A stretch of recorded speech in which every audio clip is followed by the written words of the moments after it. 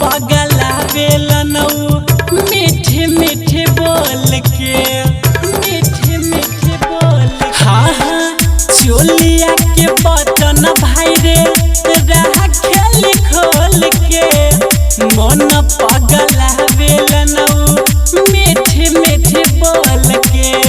थोपी के तेल बीच मांग जब फारे रे भाई हीरोइन से कम नहीं बारे, रे भाई हीरोइन से कम नहीं बारे।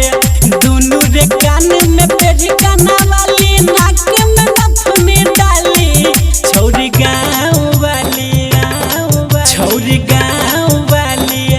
काढ़ी के करे जा वाले जाली, छौरी गाँव वाली।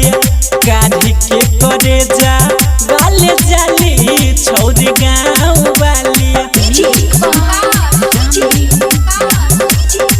छौरी गाँव वाली करे जा वाले जाली,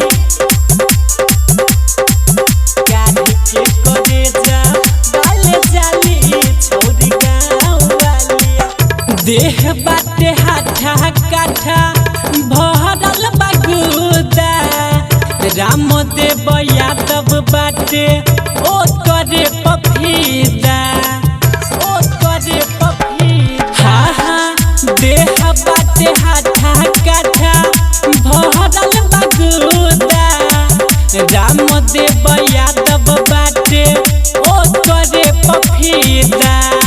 राइटर दीपक दीवाना कहिले ओकरे फेरा में हरदम रहिले, ओकरे फेरा में हरदम रहिले।